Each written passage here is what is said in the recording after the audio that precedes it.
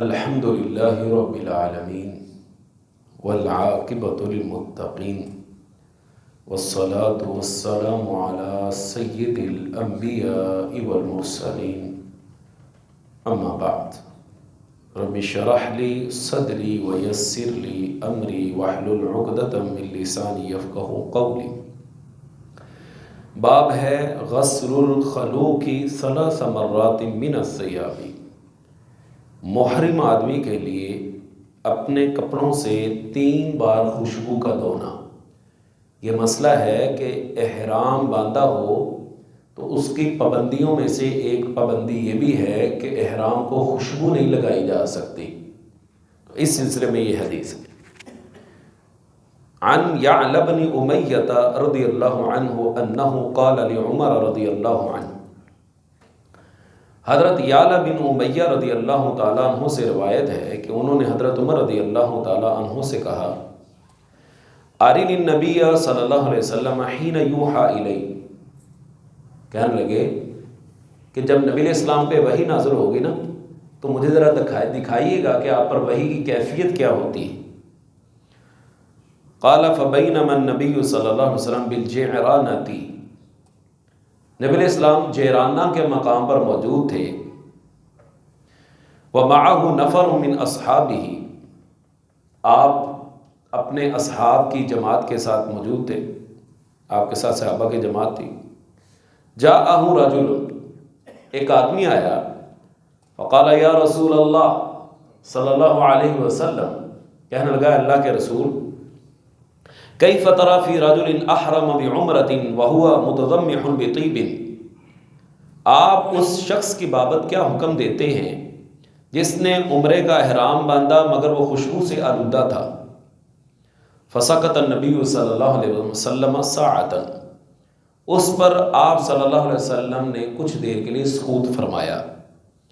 فجاءہ الوحی، لہذا آپ پر وحی آنا شروع ہو گئی۔ فاشار عمر رضی اللہ عنہ الیہ۔ حضرت عمر رضی اللہ تعالیٰ عنہ نے میری طرف اشارہ کیا کہ جو تم کہتے تھے نا وحی کی کیفیت شروع ہو گئی۔ فجئت، میں آیا، وعلی رسول اللہ صلی اللہ علیہ وسلم ثوب قد اضل بہ۔ آپ صلی اللہ علیہ وسلم کے سر پر ایک کپڑا تھا جس سے آپ پر سایہ کیا گیا تھا۔ فادخلت رأسی، میں نے اس کپڑے میں اپنا سر داخل کر دیا۔ فَإِذَا رسول اللہ صلی اللہ علیہ وسلم محمر الوجہ، میں دیکھتا ہوں کہ رسول اللہ صلی اللہ علیہ وسلم کا چہرہ انور سرخ ہے۔ وَهُوَ يَغِطُّ، اور آپ خراٹے لے رہے ہیں۔ ثُمَّ سُرِّ عَنْهُ، پھر آہستہ آہستہ آپ کی حالت ختم ہو گئی۔ فَقَالَ أَيْنَ الَّذِي سَأَلَ عَنِ الْعُمْرَةِ، پھر آپ نے کہا کہاں ہے وہ جو عمرے کے متعلق سوال کر رہا تھا؟ فَأُتِيَ بِرَجُلٍ، اس آدمی کو لایا گیا۔ فَقَالَ اغْسِلِ الطِّيبَ الَّذِي بِكَ 3 مرات، جس احرام کو خوشبو لگی ہے اس کو 3 مرتبہ دھو۔ وَانزِعْ عَنْكَ الْجُبَّةَ، اور اپنا جبہ اتار دو۔ وَاصْنَعْ فِي عُمْرَتِكَ كَمَا تَصْنَعُ فِي حَجَّتِكَ، اور عمرہ میں بھی اسی طرح کرو جیسے حج میں کرتے ہو، مطلب بیت اللہ کا طواف کرنا ہے، صفا مروہ کی سعی کرنی ہے وغیرہ۔ تو احرام کی یہ پابندیاں ہیں کہ احرام کی حالت میں خوشبو نہیں لگائی جا سکتی، اور اگر کسی نے خوشبو لگائی ہے اس خوشبو کو 3 مرتبہ اپنی طرف سے دھو دے۔ ہاں اس کے بعد بھی اگر آتی رہتی ہے تو پھر کوئی مسئلہ نہیں ہے، لیکن اپنے تئیں وہ یہ کوشش کرے کہ احرام کی حالت میں خوشبو کا استعمال نہ کرے۔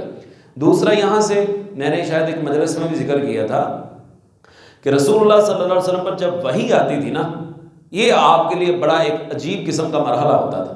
ایک صحابی بیان کرتا ہے کہ میری ٹانگ نبی علیہ الصلوۃ والسلام کی ران کے نیچے تھی، جب آپ پر وحی کا نزول ہوا تو مجھے ڈر لگا کہ کہیں میری ہڈی نہ ٹوٹ جائے۔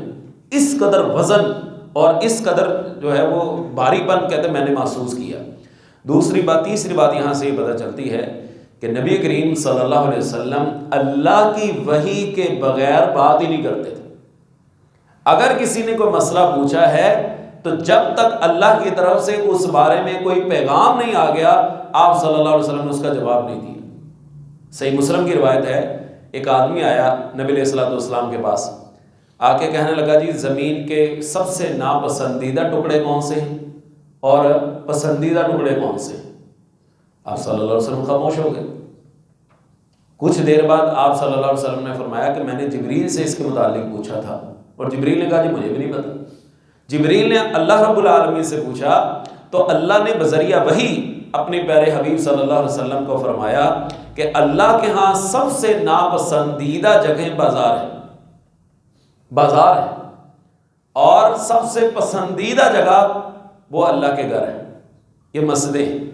آپ اندازہ کریں جو اللہ کی پسندیدہ جگہ ہیں وہ غیر آباد ہیں، وہاں پہ کوئی آنے کے لیے تیار نہیں۔ مجھ سمیت ہر بندہ اس بات کا رونا رو رہا ہے جی حالات بڑے خراب ہیں، حالات بڑے خراب ہیں۔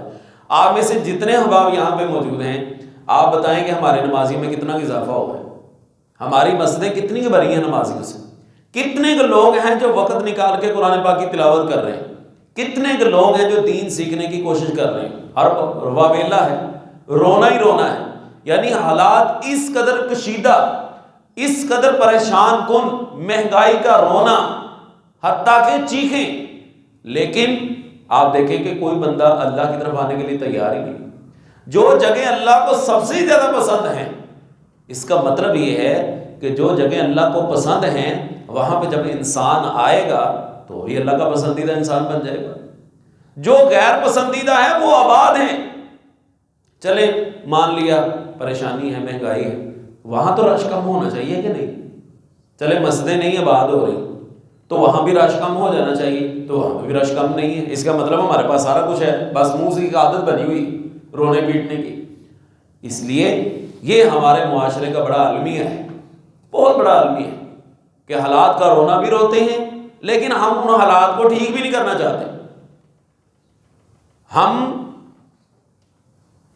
کہتے ہیں کہ سسٹم بدلنا چاہیے، ہم کہتے ہیں کہ سسٹم بدلنا چاہیے، لیکن ہم چاہتے نہیں ہیں، ہم چاہتے نہیں۔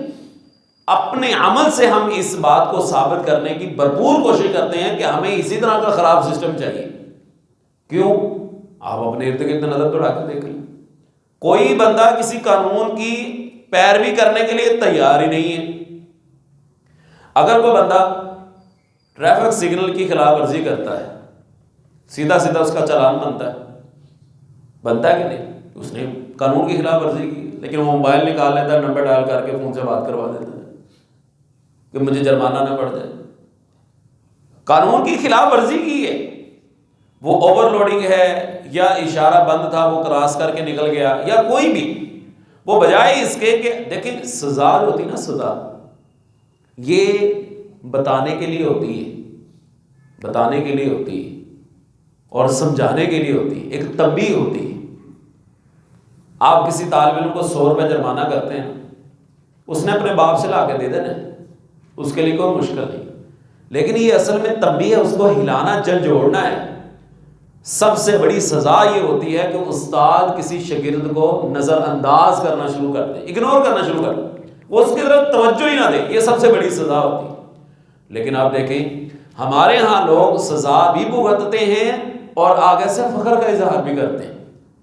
یعنی اگر کوئی بندہ کسی جرم میں پکڑا جاتا ہے نا، اس کو جیل میں ہی دیا جاتا ہے۔ اب ہونا تو یہ چاہیے کہ یہ انسان بن جائے کہ یہ سزا بھگت کیا ہے، لیکن وہ پہلے سے زیادہ بدمعاش بن جاتا ہے اور بتاتا ہے کہ میں جیلاں کٹیاں نہیں، وہ بڑے فخر سے کہتا ہے وہ سانو کیڑی گل ہے جیلاں کٹیاں، یہ تو ہمارے بائیں ہاتھ کا کھیل ہے، یہ تو ہمارا معمول کا کام ہے جیلوں میں جانا، ہمیں تو عادت ہوگی جیلوں میں رہنے کی۔ الیاذ باللہ ثم الیاذ باللہ۔ تو عرض کرنے کا مقصد یہ ہے کہ قانون کی جو ہے وہ بالکل پاسداری ہے کرنے کا ہم سوچتے بھی نہیں۔ قصہ مختصر، اس کے اوپر جتنی بھی بات کر لی جائے تھوڑی ہے، بس ایک غم اور دل کا دکھ ہی ہے جو شیئر کیا جا سکتا ہے، ورنہ عمل کرنے کے لیے ہم لوگ سب سے پیچھے ہیں، باتیں کرنے کے لیے سب سے آگے ہیں۔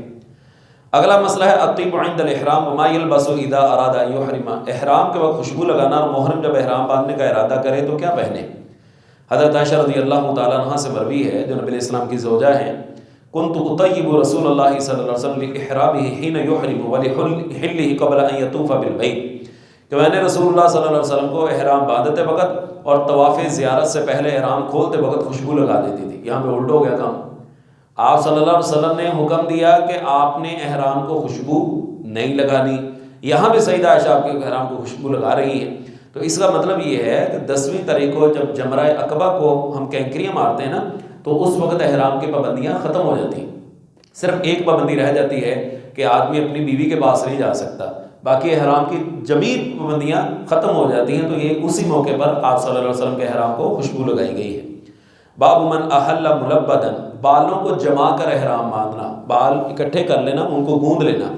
عن ابن عمر رضی اللہ عنہما قال سمعت رسول اللہ صلی اللہ علیہ وسلم یحل ملبدن، کہ آپ نے اپنے بالوں کو جمائے ہوئے تھے اور آپ تلبیہ پکار لیتے، بالوں کو گوندا ہوا تھا تاکہ کوئی ڈسٹ وغیرہ، گندگی وغیرہ یا خاک وغیرہ اڑ کے وہ بالوں میں نہ جائے۔ اگلا مسئلہ ہے الاحلال عند مسجد ذی الحلیفہ، مسجد ذی الحلیفہ کے پاس جو ہے وہ تلبیہ پکارنا۔ حضرت ابن عمر رضی اللہ تعالیٰ عنہ ہی سے روایت ہے کہ رسول اللہ صلی اللہ علیہ وسلم نے مسجد ذی الحلیفہ سے احرام باندھا اور وہیں سے آپ نے تلبیہ پکارا۔ اس سلسلے میں تھوڑا سا اختلاف آیا جاتا ہے، بعض کہتے ہیں کہ وادی بیضاء، وہاں پر آپ پہنچے تو آپ نے تلبیہ پکارنا شروع کیا۔ حقیقت یہ ہے کہ جب آپ نے احرام باندھ لینا ہے تو بیت اللہ کی زیارت تک آپ نے تلبیہ پکارتے ہی رہنا ہے، لہذا رسول اللہ صلی اللہ علیہ وسلم نے ہر موقع پر تلبیہ پکارا ہے، اس میں ایسی کوئی اختلاف والی بات نہیں رہ جاتی۔ اگلا مسئلہ ہے الرکوب والارتداف فی الحج، حج میں دوسرے کے پیچھے سوار ہونا۔ عن ابن عباس رضی اللہ عنہما ان اسامہ رضی اللہ عنہ کان ردف النبی صلی اللہ علیہ وسلم من عرفہ الی المزدلفہ، کہ حضرت اسامہ رضی اللہ عنہ نبی کریم صلی اللہ علیہ وسلم کے ہمراہ تھے، پھر مزدلفہ سے منا تک آپ نے حضرت فضل بن عباس رضی اللہ تعالیٰ عنہ کو اپنے پیچھے بٹھا لیا۔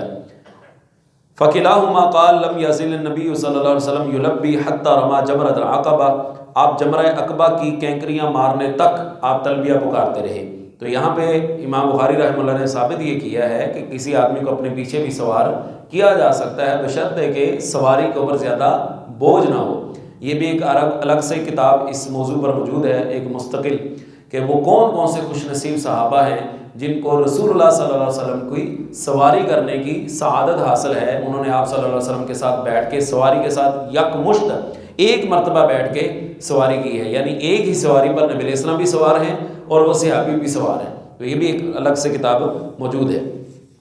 اگلا مسئلہ ہے کہ محرم آدمی کس طرح کا احرام باندھے، یہ انشاءاللہ آئندہ مجلس میں اس کا ذکر کروں گا۔ احرام کی جو پابندیاں ہیں اس حوالے سے اس حدیث میں بات آ رہی ہے۔ اللہ تعالیٰ سے دعا ہے جو کہا ہے اللہ تعالیٰ کہنے والے کو بھی سننے والوں کو بھی عمل کی توفیق عطا فرمائے۔ سبحان ربک رب العزۃ عما یصفون وسلام علی المرسلین والحمد للہ رب العالمین۔